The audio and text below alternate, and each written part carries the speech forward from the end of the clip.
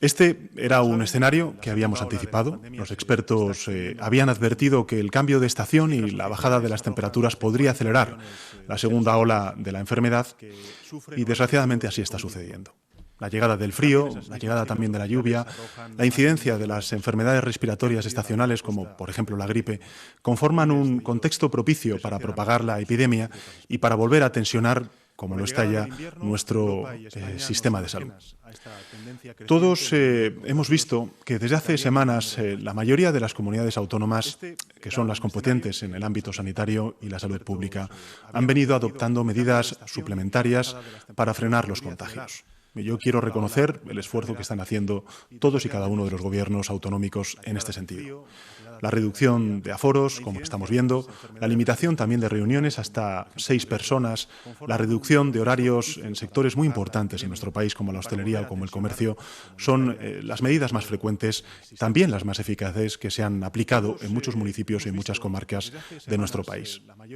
Pero también se han adoptado cierres mucho más duros, como por ejemplo cierres perimetrales en algunos lugares, desde pequeños municipios como Eljas en Cáceres, a grandes capitales como Madrid, Zaragoza, Salamanca o Burgos, e incluso a una comunidad entera como es la Comunidad Foral de Navarra.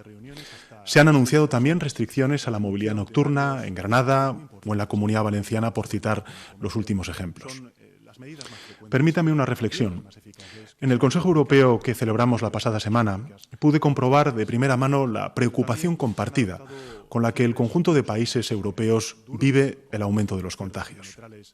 En este sentido, como España, todos los países europeos se ven también en la obligación de aplicar o de endurecer medidas que pongan freno a la transmisión del COVID-19. Lo estamos viendo en todos y cada uno de los países europeos. En Alemania, sin ir más lejos, grandes ciudades como su capital, Berlín, Frankfurt, han adoptado limitaciones de reuniones privadas, también en la hostelería, como hemos hecho ya desde hace semanas en España.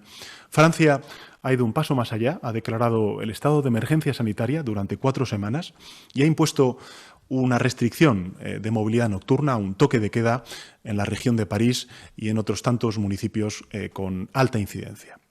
El país italiano lo que ha hecho ha sido prorrogar su estado de emergencia hasta finales de enero y Bélgica y los Países Bajos han cerrado bares, restaurantes durante un mes. Incluso hemos visto que Gales o Irlanda han regresado al confinamiento. Para que se entienda bien el significado de los datos que estamos registrando diariamente en el continente y también en nuestro país. Hemos llegado a duplicar la cifra de casos notificados en 24 horas con respecto al peor día de la primera ola. Si las cifras de hospitalizados y también de fallecidos son francamente inferiores a las que tuvimos en aquel momento, se debe a una sola razón, y es que ahora se están haciendo muchos más test que entonces. Hemos pasado de una media de 30.000 PCRs diarias en las primeras semanas de esa primera ola a más de 100.000 en estos momentos. De hecho, en la primera semana de octubre alcanzamos un récord de más de 800.000 pruebas diagnósticas de infección activa. Es decir, ahora se detecta la mayoría de los casos, en torno al 70%, mientras que en primavera la infección se difundía sin control, pues apenas se diagnosticaba el 10% del total de contagios. Para que se hagan una idea de lo que significa esto, cuando oficialmente registramos a principios del mes de julio, después del estado de alarma, que existían en nuestro país en torno a 250.000 personas contagiadas de COVID-19 en España, la realidad es que el número de contagios entonces era 10 veces superior a la registrada oficialmente. Esto es, en torno a 2,5 millones de ciudadanos, de ciudadanas, según puso de manifiesto un estudio de cero prevalencia de un acreditado instituto público como es el Instituto Carlos III. La razón es que en la primera ola el virus se propagaba fuera de control y ninguna nación, ningún país, ningún territorio podía ni siquiera precisar con exactitud el número de contagios. Por consiguiente, cuando acabamos de alcanzar en esta semana el registro oficial de 1 millón de contagios, Los estudios de seroprevalencia que han hecho las instituciones públicas, con expertos científicos a la cabeza, indican que el número real de personas que han estado infectadas en nuestro país por COVID-19 supera ya los 3 millones de compatriotas. Por eso, cuando ahora hablamos de 1 millón de contagios, debemos ser conscientes de que realmente el número de personas que ha sufrido la enfermedad en nuestro país supera los 3 millones de compatriotas. Como he dicho, desde que concluyó el estado de alarma hace 4 meses, las comunidades autónomas han venido adoptando numerosas iniciativas para contener la propagación del virus. Sin embargo, resulta evidente que su difusión no ha desaparecido. Mi obligación como presidente del Gobierno es ser fiel a la realidad y exponerla sin adornos y con toda crudeza a los ciudadanos y ciudadanas. La situación es grave. Y entre todos debemos actuar con determinación, con la máxima disciplina social y con la necesaria e imprescindible unidad, protegiendo la salud pública de todos y unidos todos frente al virus. El objetivo vuelve a ser el que conocíamos en la primera ola: contener la pandemia, doblegar la segunda curva, igual que lo hicimos, como he dicho antes, hace medio año con la primera ola. Es verdad que en este otoño nuestras defensas sociales están más bajas. Acusamos el cansancio de una emergencia sanitaria que dura ya demasiado. Pero también tenemos que ser justos con nosotros mismos y subrayar algunas de las fortalezas importantes que tenemos respecto a la primera ola. La primera de esas fortalezas, la primera de esas ventajas, es que hacemos muchas más pruebas y eso nos permite identificar a la mayoría de las personas infectadas y, en consecuencia, prevenir nuevos contagios. La segunda fortaleza, la segunda ventaja que tenemos es que, afortunadamente, nuestro sistema sanitario hoy se ha aprovisionado con amplitud de equipos de protección y también de instrumental médico que escasearon, desgraciadamente, en la primera ola. La tercera ventaja es que nuestra sociedad tiene un mayor conocimiento, tenemos todos un mayor conocimiento sobre las vías de transmisión. Estamos mucho más concienciados sobre la eficacia, por ejemplo, de las medidas de higiene, de lavado de mano, la distancia social, el uso regular de la mascarilla que vemos en todos nuestros compatriotas cuando estamos en la calle. Esto nos permite escalonar y también graduar las medidas según evolucione la pandemia y también nos permite focalizar más las medidas para actuar con más contundencia en los lugares donde el problema es mayor. La situación no es comparable a la del 14 de marzo. Cuando nos vimos, recordémoslo todos, cuando nos vimos obligados a decretar un confinamiento domiciliario general. Y lo que queremos es evitar justamente llegar a ese punto por las consecuencias que tiene esa medida sobre nuestra vida social y también el impacto económico. Pero debemos todos, y cuando digo todos, me refiero a las instituciones, a los partidos políticos, pero todos y cada uno de los ciudadanos, recordar cómo frenar al virus y actuar en consecuencia. El virus se transmite entre personas, no viaja solo ni puede sobrevivir mucho tiempo fuera de los organismos humanos. Y para contener los contagios, lo que tenemos que hacer es reducir la movilidad, los contactos entre personas. No hay otra solución, no hay otra alternativa. A mayor movilidad y a mayor contacto hay un mayor contagio. Y si por el contrario reducimos la movilidad y los contactos, estamos reduciendo también la probabilidad de que se propaguen esos contagios. De hecho, los estudios realizados recientemente por nuestros técnicos, por los técnicos de salud pública de todas y una de las comunidades autónomas y también del Ministerio de Sanidad, revelan que los principales focos de transmisión se sitúan en donde todos imaginamos que se están transmitiendo el virus. En las reuniones sociales, con familiares, con amigos, en el ámbito familiar, en el trabajo, en ámbitos mixtos y también en el ocio nocturno, entre otras. Por tanto, para frenar los contagios hay que limitar al máximo todo lo posible las situaciones en que esos contagios se están produciendo. Y en consecuencia las medidas que deben tomarse afectan en algunos casos a la movilidad de las personas, en otros limitan el aforo de ciertos locales y en otros afecta al número de personas que participen en reuniones y también al horario en que se producen esas reuniones. Nuestro objetivo es reducir contagios, porque reduciendo contagios estamos salvando las vidas de muchas personas y de ese modo también estamos salvando empleos y estamos salvando empresas y estamos consolidando la recuperación de nuestra economía. Por eso, tenemos que intensificar la acción para doblegar la curva. El Ministerio de Sanidad ha estado durante todos estos meses, desde la pandemia, pero especialmente después del estado de alarma, trabajando en coordinación con las comunidades autónomas, realizando un seguimiento exhaustivo y a diario de la evolución de la pandemia. En la reunión que mantuvo ayer el Consejo Interterritorial del Sistema Nacional de Salud, que como saben ustedes reúne al Ministerio de Sanidad y también a las consejerías de salud de todas y cada una de las comunidades autónomas, se tomaron varias decisiones importantes y se tomaron en base a las recomendaciones de la Organización Mundial de la Salud, al Centro Europeo para la Prevención y el Control de las Enfermedades y también al CAES dependiente del Ministerio de Sanidad. En particular, me gustaría enumerar las siguientes. Se fijaron 4 niveles de riesgo, de alerta, para cada unidad territorial, bajo, medio, alto o extremo. Estos 4 niveles se definen en base a unos indicadores que definiré a continuación y se detallaron las actuaciones que deben adoptarse en cada unidad territorial según el nivel de riesgo que exista. Todo ello define una suerte de semáforo que describe la situación de cada territorio y las medidas que deben adoptarse en él. ¿Cuáles son los indicadores principales acordados? El primer indicador es el número de casos detectados por cada 100.000 habitantes en los últimos 14 días. Una incidencia por debajo de 25 casos por cada 100.000 habitantes se considera de riesgo bajo. Por encima de 25 se estima de riesgo medio. Una incidencia de 150 casos se considera de riesgo alto. Y si la incidencia supera los 250 casos por cada 100.000 habitantes, se considera de riesgo extremo. Este indicador se complementa con los niveles de incidencia de los últimos 7 días.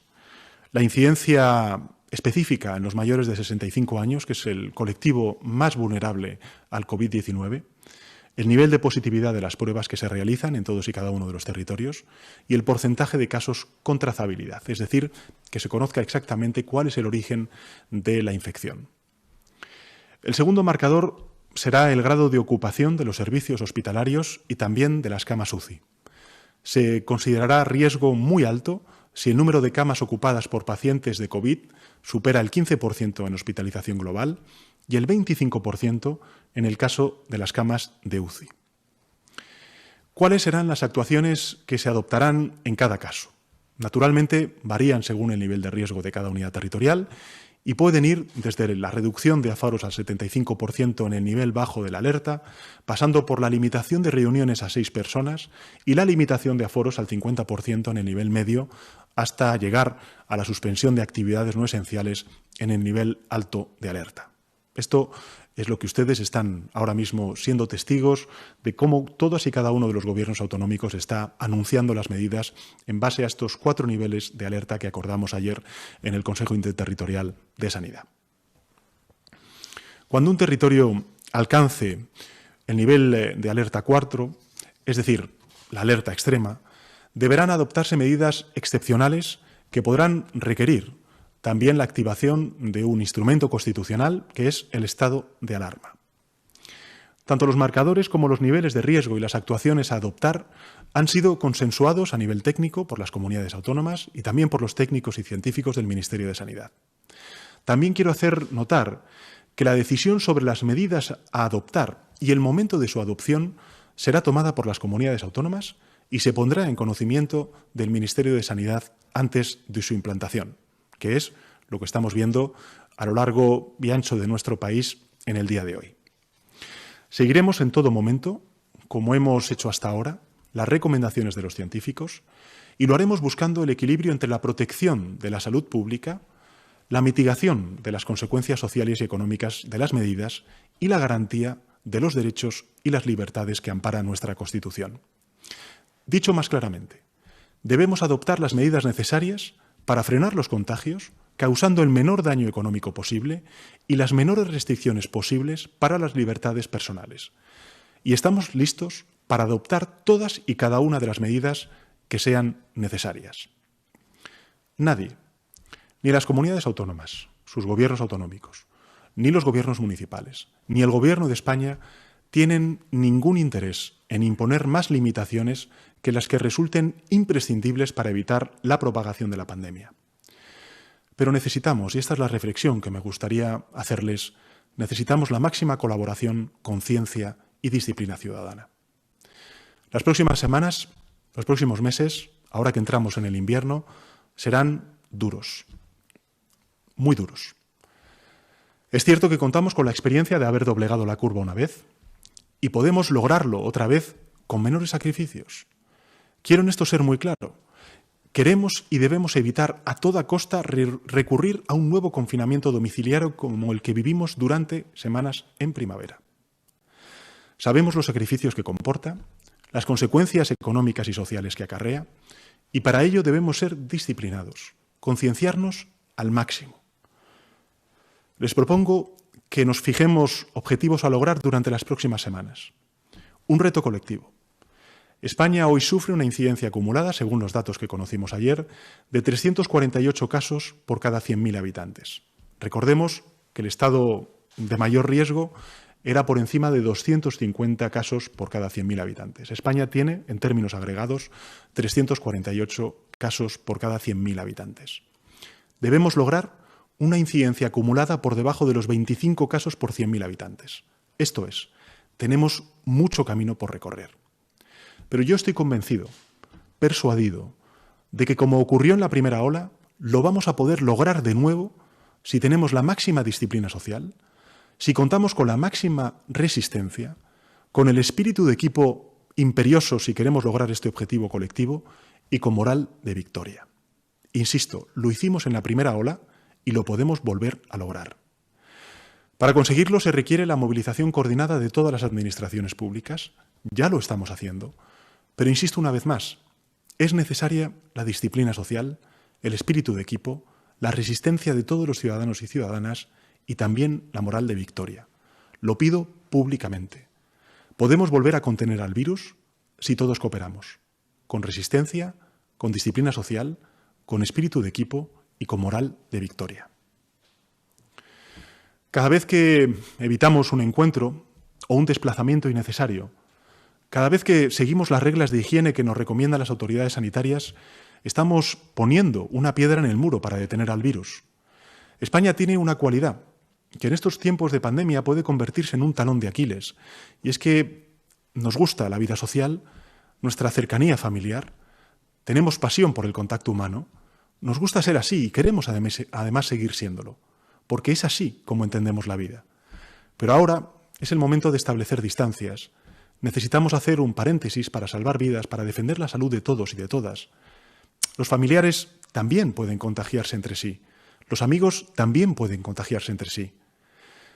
Es algo que puede resultar hasta chocante cuando lo pensamos, porque nos cuesta creer que un ser próximo, que una persona querida, puede hacernos daño, pero es así. Si no tomamos precauciones, podemos poner en riesgo las vidas de los que más queremos. Por tanto, limitemos las reuniones, las celebraciones, sigamos sintiendo la misma pasión por la vida, pero tomemos la distancia y esperemos que vengan tiempos mejores, porque van a venir esos tiempos mejores. Porque además ahora la lluvia y el frío nos privarán en buena medida de los espacios abiertos, de las calles, de las terrazas y en consecuencia aumentará el riesgo. Compensemos ese riesgo con una actitud responsable. Hemos de conseguir que en esta segunda ola, podamos detener la transmisión del virus sin detener la vida. Podemos y debemos hacerlo. Seamos responsables. El enemigo es invisible, pero sus consecuencias sí se ven. Puede llevarse por delante, como hemos visto, la salud, las vidas, los empleos, las empresas de muchos compatriotas. Puede comprometer nuestro futuro personal y colectivo. Sé que cuesta mucho enfrentar esta segunda ola cuando aún no nos hemos repuesto de todas las consecuencias de la primera ola. Este es un lamento común en toda Europa, en todo el mundo, que yo escuché la semana pasada de los labios de los principales líderes de los países europeos. Pero podemos y debemos hacerlo. Lo conseguimos una primera vez, ya doblegamos la curva una vez, y en esta segunda ocasión estamos mucho mejor preparados para conseguirlos con sacrificios mucho menores. Estoy seguro de que volveremos a lograrlo si nos mantenemos unidos. Cuando una colectividad sufre un ataque, debe formar una cadena de unidad y de solidaridad, Y en consecuencia, si prevalece el espíritu egoísta, todos saldremos perdiendo. Si todos actuamos con responsabilidad y disciplina, ganaremos todos. Desde el Gobierno de España trataré de impulsar la máxima unidad, la máxima coordinación entre administraciones públicas, comenzando por los gobiernos autonómicos, por las comunidades autónomas que tienen confiada la gestión de los servicios sanitarios por nuestras leyes. Soy de los convencidos de que la descentralización autonómica que estableció nuestra Constitución es una fortaleza, no una debilidad. Es la garantía de cercanía con la realidad cotidiana de todos y cada uno de los ciudadanos, pero la diversidad requiere coordinación y unidad. Este es el mensaje que volveré a trasladar en la 23 conferencia de presidentes de comunidades autónomas que vamos a mantener este mismo lunes con la compañía y la presencia de la presidenta de la Comisión Europea, precisamente para hablar del Fondo de Recuperación Económica que va a movilizar 140.000 millones de euros solamente en nuestro país durante los próximos 6 años.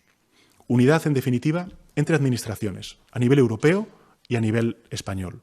Unidad entre agentes sociales, como estamos desarrollando con 5 acuerdos que hemos logrado, por ejemplo, para la extensión de los ERTEs hasta el próximo 31 de enero. Unidad también entre las fuerzas políticas, necesario.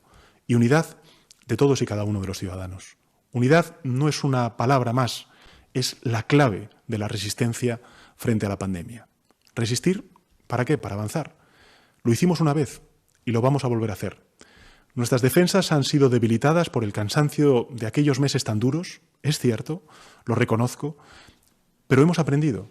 Conocemos mejor los métodos para frenar al virus. Estamos mucho mejor preparados para de nuevo contenerlo.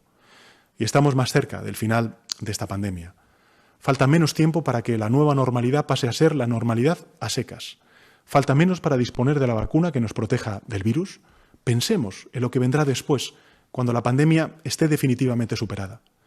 Pensemos en lo que seremos capaces, cada uno con nuestras vidas, de hacer y todos juntos como país. Juntos seremos capaces, estoy seguro. La unidad es nuestro horizonte y también marca nuestro camino. Muchas gracias.